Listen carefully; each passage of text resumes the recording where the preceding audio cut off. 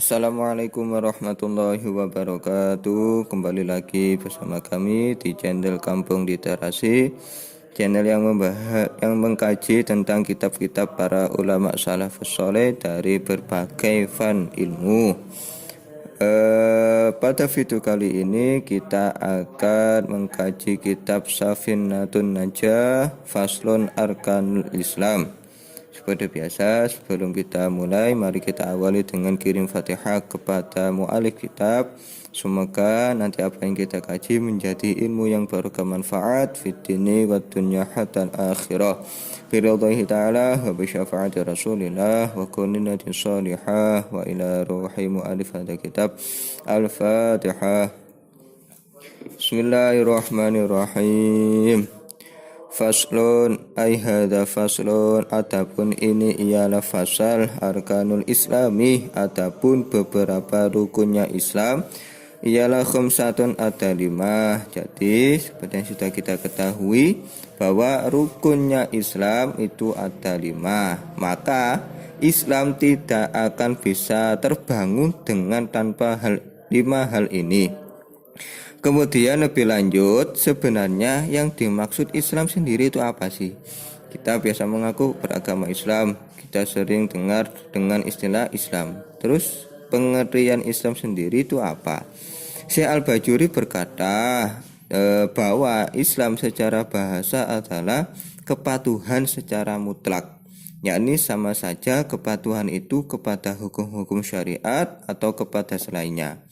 Sedangkan Islam menurut syariat atau menurut istilah ialah kepatuhan kepada hukum-hukum syariat. Jadi itu Islam. Jadi kepatuhan secara mutlak, secara keseluruhan Islam. Kemudian rukun-rukunnya Islam apa saja? Yakni syahadatu an la ilaha illallah. Syahadatu an, yaitu penyaksian sesungguhnya ialah la ilaha, tiada Tuhan ialah maujud, khobar yang dibuang dari khobarnya la, illallah kecuali Allah, dan Allah diistisnakan. Wa anna Muhammadan, dan sesungguhnya Nabi Muhammad ialah Rasulullahi, utusannya Allah. Jadi rukun Islam yang pertama adalah mengucapkan 2 kalimat syahadat. Yang pertama disebut syahadat tauhid yang menyatakan akan keesaan Allah, lafaznya asyhadu an la ilaha illallah. Kemudian yang kedua disebut syahadat rasul atau kesaksian yang menyatakan diutusnya Nabi Muhammad sebagai Rasulullah, lafaznya wa asyhadu anna Muhammadar Rasulullah. Lalu kepada siapakah Nabi Muhammad itu diutus? Pada beberapa redaksi bahwa Nabi Muhammad Shallallahu Alaihi Wasallam bersabda, wa ursiltu ilal khalqi kafatan, yang artinya aku diutus kepada seluruhnya makhluk. Berarti Nabi diutus kepada seluruh manusia, hewan, bahkan benda-benda tidak berakal sekalipun. Tuh. Jadi Nabi diutus tidak hanya untuk kepada manusia, tapi kepada seluruh makhluk. Maka tercakup juga kepada para malaikat. Itu Nabi Muhammad. Kemudian rukun Islam yang selanjutnya wa iqamus shalah, dan mendirikan salat. Salat adalah seutama-utamanya ibadah fisik lahiriah, dan tidak ada dispensasi seorang pun dalam hal meninggalkan sholat fardu selama ia masih berfungsi akalnya. Kemudian ada ibadah yang lebih penting daripada ibadah zahiriyah atau lahiriah, yakni ibadah batiniyah, seperti keimanan, ma'rifat, tafakur, tawakal, sabar, syukur. Cuma tidak bisa menafikan kefarduan sholat maktubah ini. Kita tahu bahwa untuk bisa sholat khusyuk kita harus benar-benar merasakan keagungan Allah. Dan hal ini hanya bisa didapat dengan sering-sering bertafakur. Sehingga ada sebuah hadis yang berbunyi, tafakkuru sa'atin afdalu min ibadatin sittina sanatan. Berpikir sesaat itu lebih utama dibandingkan ibadah selama 60 tahun.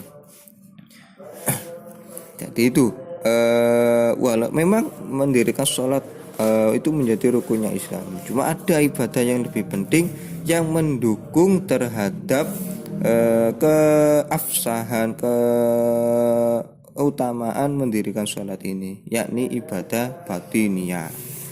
Kemudian kalau belum bisa bagaimana? Ya tetap harus mendirikan sholat sambil terus melatih diri untuk membaguskan ibadah batiniahnya. Kemudian yang selanjutnya wa ita'uz zakat, dan menunaikan zakat. Membayar zakat diberikan kepada 8 golongan seperti yang sudah ada di dalam Al-Quran. Siapa saja? Yang pertama orang fakir, yakni orang yang tidak memiliki harta maupun pekerjaan yang halal yang dapat mencukupi kebutuhannya. Kemudian yang kedua adalah orang miskin, yakni orang yang tidak memiliki harta benda maupun pekerjaan tetapi tidak mencukupi kebutuhannya. Jadi yang fakir dapat mencukupi, kalau miskin tidak dapat mencukupi. Bedanya di sana. Yang ketiga adalah amil. Amil yakni orang yang ditunjuk sebagai panitia pengumpul dan pembagi zakat. Kemudian keempat mu'allaf, yakni orang yang baru saja masuk Islam dan masih lemah imannya. Orang seperti ini diberi zakat agar semakin kuat keimanannya.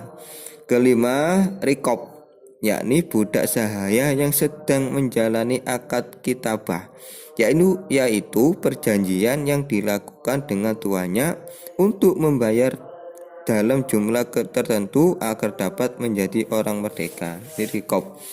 Keenam gharim, yakni orang yang sedang terbelit banyak hutang demi kemaslahatan dan kepentingan umum. Gharim tetap mendapatkan zakat walaupun ia adalah orang yang kaya. Jadi yang menjadi sebab orang ini mendapatkan zakat adalah asalnya. Kenapa dia bisa kok punya hutang banyak. Kemudian yang tujuh mujahid fisabilillah, yaitu orang yang berperang membela agama Allah tanpa imbalan. Yang terakhir adalah orang ibnu sabil, yakni orang yang bepergian jauh dan melewati daerah di mana zakat sedang dibagi, sementara ia membutuhkan bekal untuk menuju tempat tujuan. Jadi itu beberapa golongan yang berhak mendapatkan zakat. Cuma 3 yang pertama itu yang lebih diprioritaskan daripada yang 5 yang setelahnya itu. Jadi 3 utama, fakir, miskin, sama amil. Dia rukun Islam yang keempat, wasaumu Ramadhana, dan puasa pada bulan Ramadan. Puasa ini dilakukan sebulan penuh kecuali bagi orang yang berhalangan seperti haid, nifas, sakit, menyusui, atau karena ketuaan. Umur bulan Ramadan ada kalanya 29 atau 30 hari. Nabi Muhammad SAW sejak diwajibkannya puasa, yakni pada bulan Sya'ban di tahun kedua Hijriyah hingga beliau wafat, baru sekali saja berpuasa selama 30 hari penuh. Yang lainnya sebanyak 29 hari. Awal dan akhir Ramadan harus didasarkan pada ru'yah, yakni terlihatnya hilal atau bulan pada 1 Ramadan dan 1 Syawal. Kemudian rukunnya Islam yang terakhir adalah wahajjul baiti, dan haji ke Baitullah. Siapa man orang istata'a yang mampu, siapa man ilaihi pada al-bait, apanya sabilan jalannya, yakni haji ke Baitullah bagi siapa yang mampu melaksanakan perjalanan ke Baitullah tersebut.